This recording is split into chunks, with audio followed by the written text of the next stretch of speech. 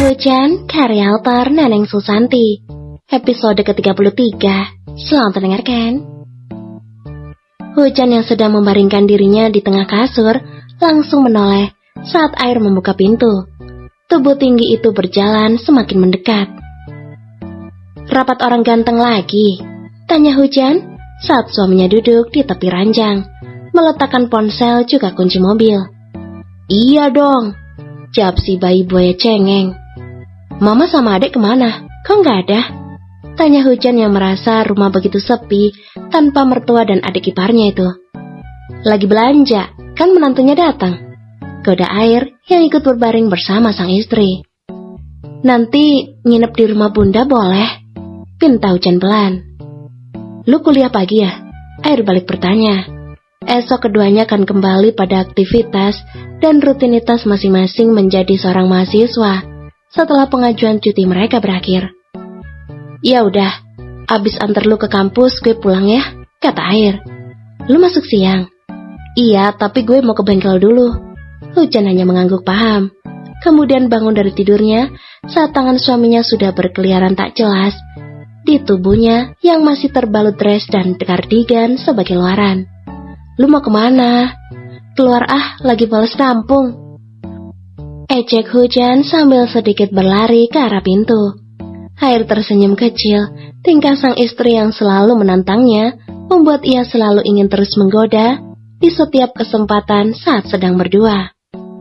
"Untung belum on banget," gumam pemuda itu sambil terkekeh. Ia sampai bingung dengan miliknya yang beberapa hari ini sangat sensitif. Hujan yang menuruni tangga sempat berhenti sejenak saat berpapasan dengan Bumi, adik kembar suaminya. Wajah mereka memang begitu mirip, tapi memiliki sikap dan tingkah yang jauh berbeda. Jadi tak salah jika Hujan bisa dengan cepat membedakan keduanya. "Moga betah ya," ucap Bumi. "Iya, gue betah kok," jawab gadis itu yang langsung meneruskan lagi langkahnya. Sampai di lantai bawah, ia langsung menuju dapur. Niat hati ingin mengambil minuman, ternyata sudah ada mama mertuanya di sana. Dan cahaya juga langit di ruang tengah. "Ma," sapa Hujan. Wanita cantik itu langsung menoleh dan mengulurkan tangannya. Ia memeluk sang menantu dengan begitu hangat. "Udah dari tadi ya?" tanya Melisa. "Enggak kok, Ma," jawab Hujan setelah mengurai pelukan. "Kakak!" teriak Cahaya. Gadis manja itu pun langsung berhambur memeluk kakak ipar pertamanya. Meski awalnya ia sempat menentang pernikahan Air dan Hujan, tapi akhirnya saat sudah mengenal sosok Hujan, ia malah yang justru lebih antusias. "Kakak baru datang apa udah dari tadi?" "Udah dari tadi, Dek," saut Hujan. Ia harus tetap memanggil anak bungsu itu dengan sebutan adek, meski umur Hujan lebih muda. "Hujan mau bantuin mama masak boleh?" pintanya pada Melisa yang kembali membereskan barang belanjaannya tadi. "Boleh. Kamu bisa masak apa?" Hujan tersenyum kecil lalu menggelengkan kepalanya malu. "Gak bisa, Ma. Aku sama bunda sering beli masakan mateng. Kita cuma berdua dan jarang di rumah," jelas Hujan sambil menunduk. "Gak apa-apa, tapi di sini biasa makan di rumah dan makan bersama," ucap Melisa memberitahukan kebiasaan keluarganya. "Iya, Ma, aku tahu itu." Cahaya yang kembali ke ruang tengah bersama Langit memang tak pernah diizinkan untuk memegang peralatan dapur oleh calon suaminya itu. Cahaya yang hidup bagai seorang ratu hanya tahu rasa kenyang, tanpa tahu cara dan bahan apapun yang dimakan olehnya. "Mama harap kamu bisa menerima kami semua. Kamu yang mungkin terbiasanya tinggal berdua, kini harus ada di keluarga yang ramai dan selalu bersama setiap hari. Dengan karakter dan sifat kami yang berbeda. Jangan pernah malu untuk bertanya, apapun itu. Karena kamu sekarang bukan hanya tanggung jawab Air, tapi tanggung jawab Mama dan Papa." "Iya, Ma. Hujan senang bisa ada dalam keluarga ini. Kalian bisa menerimaku dengan tangan terbuka, tak peduli seperti apa latar belakangku. Apapun masa lalumu, yang penting adalah masa depanmu bersama putra Mama." Episode ke-34. Selamat mendengarkan. Rasa lapar dan bosan akhirnya membuat Air keluar juga dari kamarnya. Padahal ia sudah melakukan ritual wajibnya dengan si pisang, tapi rasa kantuk belum juga menghampirinya. Langkah kaki tergesa saat menggelitik di telinga dua wanita yang sedang sibuk di dapur, apalagi saat ada salah satu barang yang jatuh akibat ulah si sulung. "Hati-hati, Kak," ucap Melisa. "Lampunya yang halangin kakak, mah," sautnya kesal sambil merapikan kabel yang putus. "Itu lampu lagi diem, kamunya aja yang jalan gak pakai perasaan," timpal Reza yang datang tiba-tiba. "Perasaan aku udah diambil hujan, Pak," balas Air. "Dasar micin," ejek Reza pada si sulung. "Awas, lantai micin," keke Air yang bergelayut manja.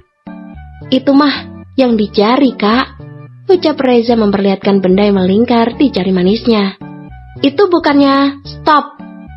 Melisa memukul anak dan suaminya secara bergantian agar mereka berhenti main tebak-tebakan, karena biasanya putra kesayangannya itu akan menangis jika kalah dari papanya.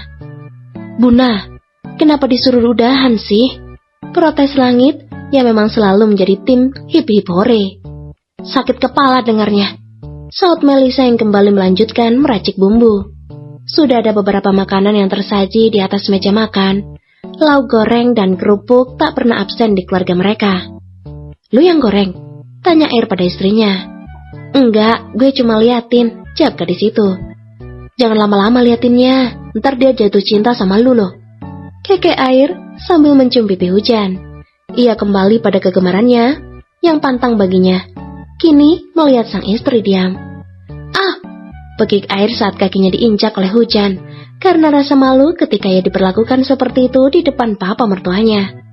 Bukan menghindar, pemuda manja itu malah menenggelamkan kepalanya di depan dada Hujan, yang berakhir ia harus mendapat pukulan tutup toples dari Reza. "Kenapa sih?" sungutnya kesal, saat papa dan istrinya sangat kompak menganiaya dirinya. "Harus menghargai senior, Kak. Gak lihat lawannya papa masih sibuk depan kompor," sungut Reza yang tak kalah dari anaknya. "Kamar yuk, Jan." "Gak mau," tolak Hujan cepat. Air yang kesal akhirnya menghampiri adiknya yang sedari tadi tertawa melihat drama papa dan kakaknya itu. "Dek, gambar yuk," ajaknya pada si bungsu. "Gak mau, males," saut Cahaya yang kembali masuk dalam dekapan Langit. "Bang, abang tuh gak ribet apa dari kecil dipeluk adik mulu?" tanya Air yang tak habis pikir karena keduanya begitu lengket, sulit untuk dipisahkan. "Gak pelukan gak enak," cibir Cahaya dengan menjulurkan lidahnya. "Nikah weh," ledeknya kemudian. Bumi yang baru turun dari kamarnya langsung meminta izin untuk keluar sebentar. Ada sesuatu yang mendadak harus ia kerjakan saat ini juga. "Hati-hati ya, cepat pulang saat urusanmu selesai," pesan Melisa pada si tengah. "Iya, Mah." Anak tampan itu mencium kedua orang tuanya secara bergantian. Hal yang baru pertama kali dilihat oleh Hujan selama ia mengenal sosok Bumi yang pendiam, cuek dan dingin. Meski semua sifat itu tak berlaku jika di hadapan kahyangan. Hanya gadis itu yang tahu bagaimana rapuh dan manjanya Bumi tak kalah dari sang kakak. "Kenapa lu? Mau juga dicium Bumi?" kata Air yang ternyata sudah kembali duduk di sebelah istrinya. "Enggak," kelak Hujan. "Bilang dong kalau mau dicium. Sini, gue cium. Mau yang mana? Ini, ini, ini. Semua aja lah." Air benar-benar menciumi seluruh wajah Hujan tak henti-hentinya. Meski gadis itu sudah memohon, sampai akhirnya papa gajahnya pun berteriak, "Kak!" Episode ke-35. Selamat mendengarkan. Usai makan malam, Air dan Hujan langsung masuk ke dalam kamar untuk menyiapkan kepulangan mereka ke rumah bunda. Ada beberapa barang dan oleh-oleh yang akan diberikan Hujan untuk wanita itu. "Mau nginep berapa hari?" tanya Air yang duduk di tepi tempat tidurnya. Hujan masih diam. Ingin ia mengatakan angka yang begitu banyak, tapi ia cukup sadar diri dengan posisinya saat ini. "2 malam boleh?" pinta Hujan dengan pelan. Air sejenak diam dan tampak berpikir dengan menautkan kedua alisnya. Namun sesaat kemudian ia menganggukkan kepalanya tanda setuju. Tentu, itu membuat Hujan sangat senang. 2 malam aja ya, kata Air memastikan. Ia tak ingin bernegosiasi lagi. Iya, Ai. Jawab Hujan sambil memasukkan si pisang ke dalam tasnya. Lepas berpamitan pada keluarganya, Air dan Hujan langsung menuju lobi. Keduanya menaiki mobil baru milik Hujan yang memang sengaja diparkirkan di apartemen. Mau lu yang bawah? Tanya Air, karena tahu ini adalah mahar darinya untuk sang istri. Enggak, kayaknya belum bisa deh, jawabnya. Pasangan pengantin baru itu segera masuk ke dalam mobil mewah berwarna putih.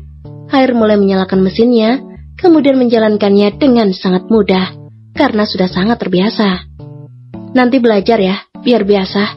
Tita Air yang hanya dicap anggukan kepala oleh Hujan, karena jujur ia takut dengan mobil barunya, yang ia tahu memiliki harga fantastis.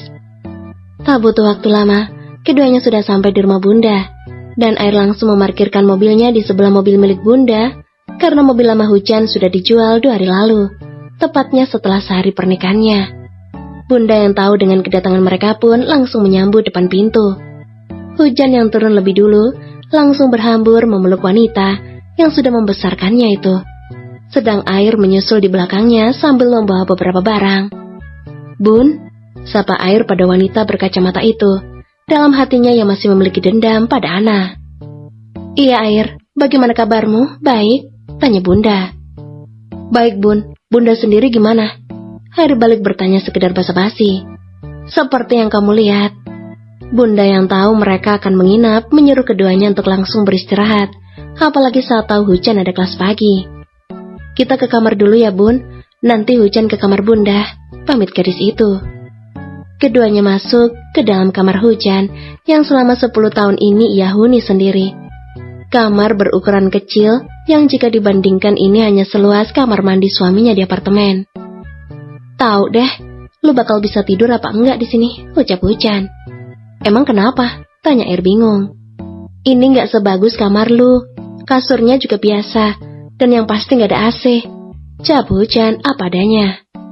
Adanya cuma kipas angin. Tambah gadis itu membuat Air mengusap tengkuknya sendiri sambil tersenyum kecil. Gak apa-apa kan? Iya, gak apa-apa.